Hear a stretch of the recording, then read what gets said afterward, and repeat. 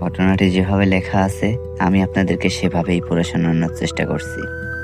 তো চলুন শুরু করা যাক আমাদের আজকের ঘটনা।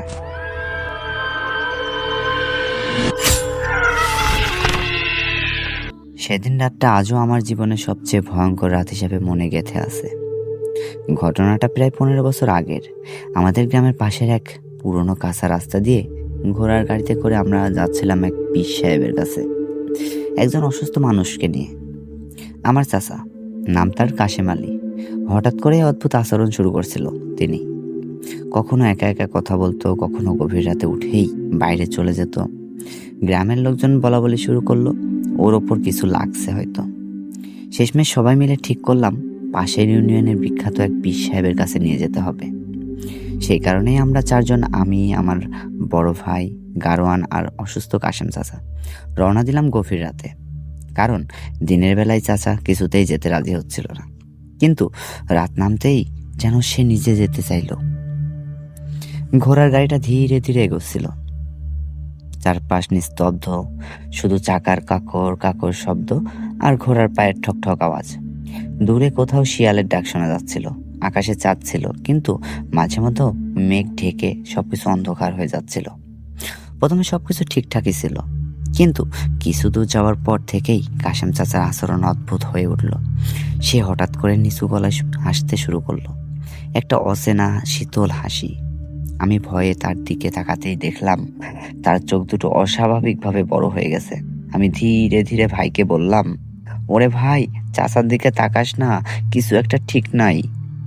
ভাই চুপ করে রইল, কিন্তু তার হাতটা শক্ত করে আমার হাত চেপে ধরলো। ঠিক তখনই গারোয়ান হঠাৎ করে ঘোড়াটাকে থামিয়ে দিল। আমি গারোয়ানকে জিজ্ঞেস করলাম, কেন থামাইলেন ভাই? গারোয়ান কাপা গলায় বলল, সামনে কিছু একটা আছে, হয়তো রাস্তার মাঝে দাঁড়িয়ে আছে। আমরা সামনে তাকিয়ে দেখি সত্যি একটা সাদা অবয়ব রাস্তার দিকে মাঝখানে দাঁড়িয়ে আছে। প্রথমে মনে হলো কোনো মানুষ হয়তো, কিন্তু তার গায়ের কাপড়টা অস্বাভাবিকভাবে বাতাসে উড়ছিল, অথচ চারপাশে কোনো বাতাস ছিল না। গারোয়ান চিৎকার করে বলল, এই কে আছো সামনে, সরে যাও। কোনো উত্তর নেই, বরং সেই অবয়বটা ধীরে ধীরে আমাদের দিকে এগোতে লাগলো। আমার বুকের ভেতরটা তখন ধরফর ধরফর শুরু করছিল। হঠাৎ করেই কাশেম চাচা জোরে হেসে উঠল, ওরে থামিস না রে, ওরে থামিস না, ও তো আমাদের জন্যই অপেক্ষা করতেছিল। আমরা সবাই একসাথে চাচার দিকে তাকালাম। তার কণ্ঠস্বরটা তখন আর আগের মতো ছিল না, একদম অন্য কারোর মতো শোনাচ্ছিল। ঠিক তখনই সেই সাদা অবয়বটা একদম গাড়ির সামনে এসে দাঁড়ালো। আমি স্পষ্ট দেখতে পেলাম তার মুখ নেই, শুধু দুটো গভীর কালো গর্তের মতো চোখ আর একটা ফাঁকা জায়গা যেখানে মুখ থাকার কথা ছিল। গারোয়ান আর দেরি করলো না, সে ঘোড়াটাকে জোরে চাবুক মারলো। ঘোড়া হঠাৎ করেই ছুটতে শুরু করলো, যেন ভয় পেয়ে গেছে। কিন্তু অদ্ভুত একটা ব্যাপার হলো, আমরা যত দ্রুত যাচ্ছিলাম সেই অবয়বটা ঠিক আমাদের সামনে থেকেই যাচ্ছে, যেন সে উড়ে উড়ে চলছে আমাদের সাথে। হঠাৎ কাশেম চাচা দাঁড়িয়ে উঠলো গাড়ির উপর। তার চোখ তখন একদম লাল হয়ে গেছে। সে চিৎকার করে বলল, তুই আসছিস কেন এখানে? আমি তোকে এখানে আসতে না করছি না? তারপর হঠাৎ করেই সে গাড়ির থেকে লাফ দিতে গেল। আমি আর ভাই মিলে তাকে শক্ত করে ধরে রাখলাম। ঠিক সেই সময় গাড়ির পেছন থেকে একটা ঠান্ডা হাওয়া এসে লাগলো আমাদের গায়ে। আমি ঘাড় ঘুরিয়ে তাকাতেই দেখি আরেকটা ছায়া আমাদের পেছনে বসে আছে। আমি ভয়ে চিৎকার করে উঠলাম, ভাই, পেছনে পেছনে কেউ আছে। আমি তাকিয়ে দেখি তার মুখ ফ্যাকাশে হয়ে গেল। গারোয়ান তখন কাঁদো কাঁদো গলায় দোয়া পড়তে লাগলো। হঠাৎ করে সবকিছু নিস্তব্ধ হয়ে গেল। ঘোড়ার শব্দ বন্ধ, বাতাস বন্ধ, শুধু একটা ফিসফিস শব্দ, তোমরা ফিরতে পারবা না, তোমরা কেউ ফিরতে পারবা না। আমি বুঝতে পারছিলাম আমরা কোনো সাধারণ জায়গায় নেই। হঠাৎ করেই ঘোড়াটা থেমে গেল।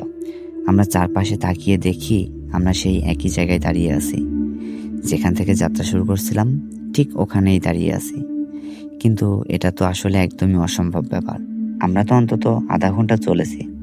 কাশেম চাচা তখন নিস্তব্ধ, তার মাথা নিচু। আমি তাকে ডাকতেই সে ধীরে ধীরে মুখ তুলল। তার মুখে তখন এক ভয়ঙ্কর হাসি। সে বলল, ওরা যেতে দেয় না, এই রাস্তা তাদের। ঠিক তখনই আবার সেই সাদা অবয়বটা সামনে দেখা গেল, এবার আরো কাছে, আরো ভয়ঙ্কর। আমার মনে হচ্ছিল আজ আমরা বাঁচব না।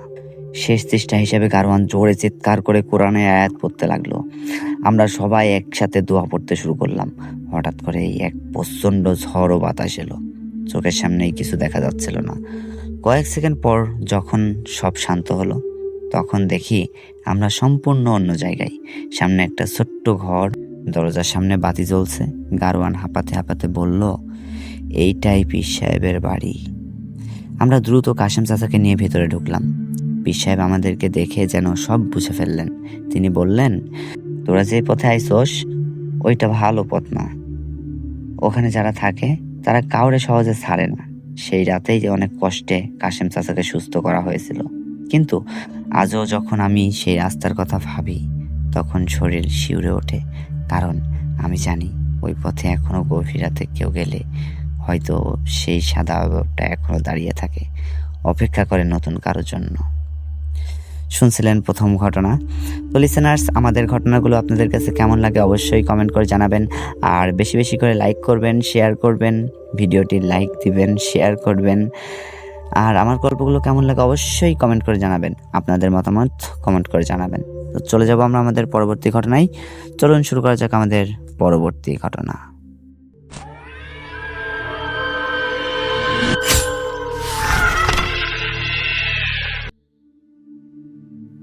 ঘটনাটি যেভাবে লেখা আছে আমি আপনাদেরকে সেভাবে পড়ে শোনানোর চেষ্টা করছি। শালবনটা গ্রামে এখনো আছে। দিনের বেলা একেবারে সাধারণ গ্রাম, ধান ক্ষেত, কাঁচা রাস্তা আর মানুষের জনের ব্যস্ততা। কিন্তু যারা এই গ্রামের পুরনো বাসিন্দা তারা জানে একটা রাস্তা আছে যেটা সূর্য ডোবার পর পরই কেউ এই রাস্তাই ব্যবহার করে না। এই ঘটনাটা প্রায় 12 থেকে 13 বছর আগের ঘটনা। তখনও এলাকায় পাকা রাস্তা হয়নি, আর দূর গ্রামে যেতে হলে গরুর গাড়ি ছিল ভরসা। হাবিব মিয়ার ছেলে ছিল রাশেদ। হঠাৎ তিনি অসুস্থ হয়ে পড়ে। প্রথমে মনে হচ্ছিল জ্বর, কিন্তু ব্যাপারটা অদ্ভুত হয়ে ওঠে। ছেলেটা মাঝরাতে উঠে বসে থাকতো, কারোর সাথে কথা বলতো না। কিন্তু ঘরে তখন আর কেউ থাকতো না। কখনো আবার হঠাৎ হেসে উঠতো এমনভাবে যেন অন্য কেউ তার গলায় হাসছে। একদিন রাতে সে হঠাৎ বলল, ওরা আমাকে ডাকছে পুকুরের পাশে থেকে। এই কথার পর থেকেই সবাই ভয় পেয়ে যায়। গ্রামের একজন বৃদ্ধ বললেন, এটা কোনো রোগ নয় রে, এটা কিছু লেগেছে ওর গায়ে, কবিরাজের কাছে নিয়ে যেতে হবে। কবিরাজের বাড়ি ছিল প্রায় 10 কিলোমিটার দূরে। শালবনের ভেতর দিয়ে যেতে হয়। দিনের বেলায় সময় না থাকায় তারা সিদ্ধান্ত নেয় রাতেই রওনা দেবে। সেদিন রাত ছিল অমাবস্যা।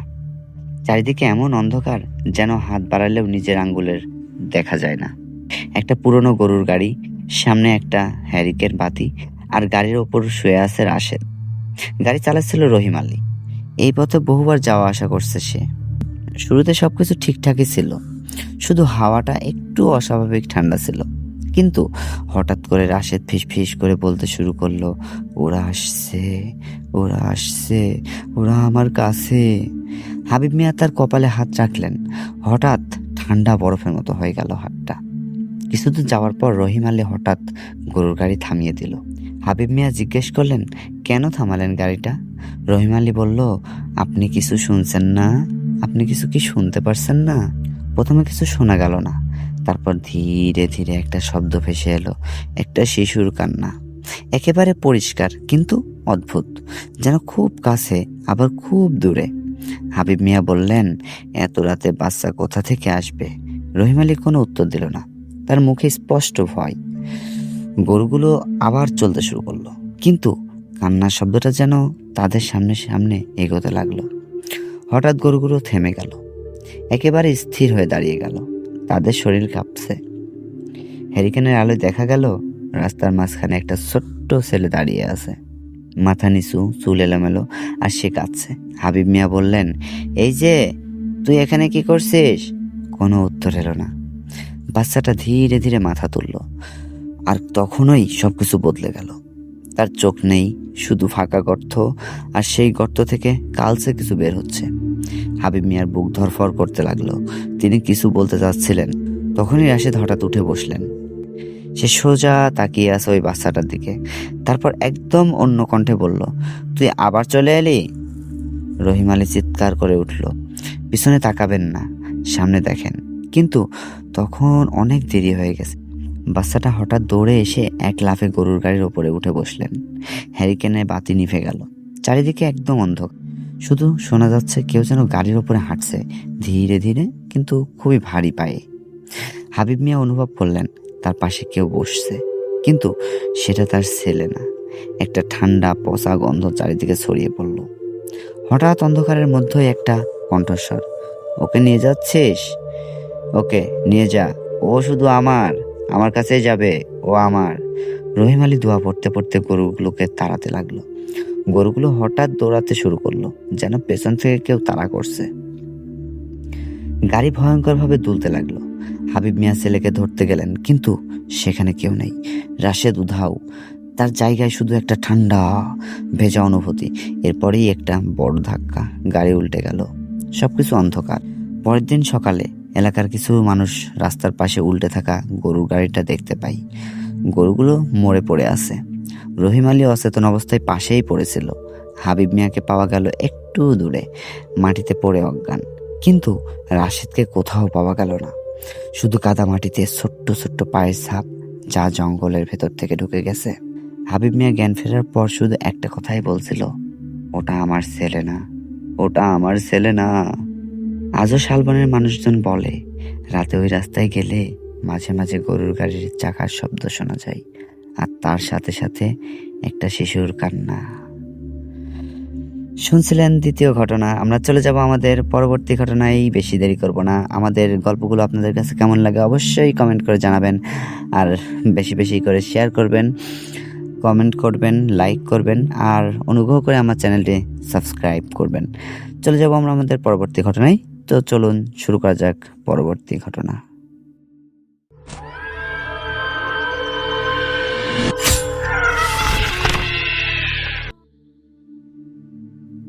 ঘটনাটি যেভাবে লেখা আছে আমি আপনাদেরকে সেভাবেই পড়ে শোনানোর চেষ্টা করছি। সেই রাতটার কথা এখনো আমি ভুলতে পারি না। আমি তখন ঢাকার ব্যস্ত জীবন ছেড়ে কয়েকদিনের জন্য আমাদের গ্রামের বাড়িতে গিয়েছিলাম। গ্রামের নামটা বলছি না, কারণ আজও সেখানে গেলে বুকের ভেতরটা কেমন যেন ঠান্ডা হয়ে যায়। গ্রামটা খুবই নিরিবিলি, চারপাশে ধান ক্ষেত, বাঁশঝাড়, আর মাঝখানে একটা পুরনো পাকা রাস্তা, যেটা দিনের বেলায়ও খুব একটা মানুষজন ব্যবহার করে না। তবে আসল ভয়টা শুরু হয় রাত নামলে। সেদিন ছিল অমাবস্যা, আকাশে চাঁদ নেই, চারপাশে শুধু অন্ধকার। রাত তখন প্রায় 1টা হবে। হঠাৎ ঘুম ভেঙে গেল আমার। জানি না কেন ঘুম ভাঙলো, মনে হচ্ছিল কেউ যেন বাইরে থেকে ডাকছে আমাকে, এই দরজাটা খোল, এই দরজাটা খোল। গলার শব্দটা ছিল খুবই চাপা কিন্তু স্পষ্ট। প্রথমে ভাবলাম হয়তো ভুল শুনছি আমি, কিন্তু কিছুক্ষণ পর আবার একই কথা, দরজা খোল, দরজা খোল, দেরি হয়ে যাচ্ছে, দরজা খুলছিস না কেন? আমার বুক ধড়ফড় করতে লাগলো। এত রাতে কে আসবে এখানে, তাও এমন গলাই? আমি ধীরে ধীরে উঠে দরজার কাছে গেলাম, কিন্তু খুললাম না দরজাটা। ভেতর থেকেই বললাম, কে কে? কোনো উত্তর নেই, কিন্তু কয়েক সেকেন্ড পর দরজায় টোকা পড়ল। টোকাটা একদমই অদ্ভুত, একবার জোরে, তারপর 3বার আস্তে। আমার দাদি পাশের ঘর থেকে চিৎকার করে বললেন, দরজা খুলবি না, সে যেই হোক, তুই দরজা খুলবি না। তার গলায় এমন ভয় ছিল যা আমি আগে কখনো শুনিনি। আমি থেমে গেলাম, কিন্তু বাইরে থেকে আবার সেই গলা, আমি কাশেম, তাড়াতাড়ি দরজা খোলো, বিপদে পড়েছি আমি। কাশেম আমাদের গ্রামেরই একজন লোক, কিন্তু সমস্যা হলো কাশেম 3 দিন আগে মারা গেছে। আমার হাত পা ঠান্ডা হয়ে গেল, গলা শুকিয়ে গেল। দাদি এসে আমার হাত চেপে ধরলেন, ফিস ফিস করে বললেন, ওটা কাশেম না, ওরা আসে এই সময়, মানুষের গলা ধরে ডাকে। আমি বিশ্বাস করতে পারছিলাম না, কিন্তু দরজার ওপাশে শব্দটা থামছিলই না। একবার দরজার নিচ দিয়ে একটা ছায়া দেখা গেল, যেন কেউ দাঁড়িয়ে আছে, কিন্তু অদ্ভুত ব্যাপার, ছায়াটা নড়ছে না, অথচ বাইরে থেকে পায়ের শব্দ হচ্ছে। খোল না, দেরি হয়ে যাচ্ছে, অনেক দেরি হয়ে যাচ্ছে, খোল না। গলাটা একবার কেমন যেন ভাঙা, কর্কশ। হঠাৎ দরজাটা নিজের থেকেই কেঁপে উঠল, যেন কেউ জোরে ঠেলছে। আমি আর দাদি দরজার পাশে জমে গেলাম। তারপর সবকিছু চুপচাপ, একদম নিস্তব্ধ। আমি ভাবলাম হয়তো চলে গেছে, কিন্তু ঠিক তখনই জানালার দিকে আমার চোখ গেল।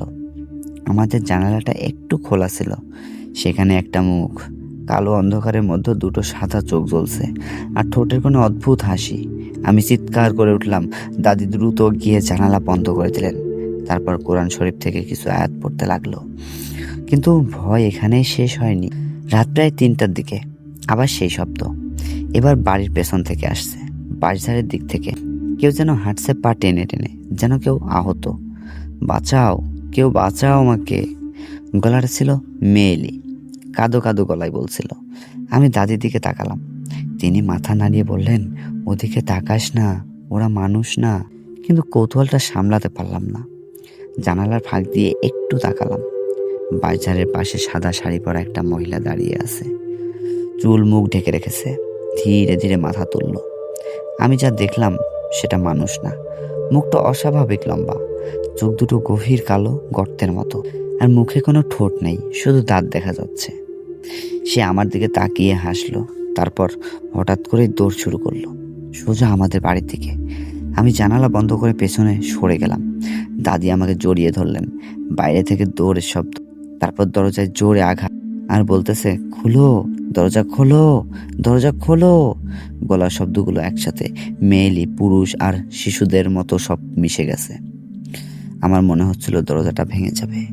আমরা দুজন চুপ করে বসে রইলাম, শুধু দাদি কাপা গলায় দোয়া পড়ছিলেন। হঠাৎ সবকিছু থেমে গেল, একদম নীরবতা। কিছুক্ষণ পর মোরগ ডাকার শব্দ শোনা গেল। ভোর হয়ে এসেছে। আমরা দরজা খুলে বাইরে বের হলাম। বাইরে সবকিছু স্বাভাবিক, কোনো চিহ্ন নেই, কেউ ছিল না ওখানে। কিন্তু দরজার নিচে একটা জিনিস পড়েছিল, একটা পুরনো লাঠি। এটা কাশেমের লাঠি, যেটা সে জীবিত থাকতে সবসময় ব্যবহার করত। আমার শরীর ঠান্ডা হয়ে গেল। দাদি বললেন, আমি তোকে বলছিলাম না, এই গ্রামে রাত হলে মানুষ একা থাকে না, ওরা আসে। সেই দিন আমি শহরে ফিরে আসি, কিন্তু আজও মাঝে মাঝে গভীর রাতে ঘুম ভেঙে যায়।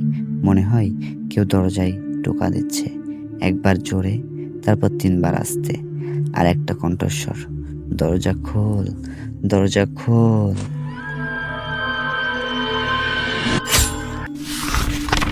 তো লিসেনার্স, আজকের এই ভয়ঙ্কর ঘটনাগুলো আমরা এখানেই শেষ করব, কিন্তু অন্ধকারের গল্প কিন্তু কখনোই শেষ হয় না। হয়তো এই মুহূর্তে কোথাও কেউ আমাদেরকে দেখছে, কেউ শুনছে, তাই সাবধানে থাকুন। আবার দেখা হবে পরের কোনো এপিসোডে আরও একটি ভয়ঙ্কর সত্যি গল্প নিয়ে। যদি সাহস থাকে অবশ্যই ফিরে আসবেন। আজকের গল্পটি যদি আপনাদের কাছে ভালো লেগে থাকে তাহলে ভিডিওটি লাইক দিন, চ্যানেলটি সাবস্ক্রাইব করুন এবং বেল আইকনটি অন করে দিন, কারণ আমরা খুব শীঘ্রই নিয়ে আসছি আরও ভয়ঙ্কর একটি রহস্যময় সত্যি ঘটনা। আবার দেখা হবে পরের কোনো এপিসোডে।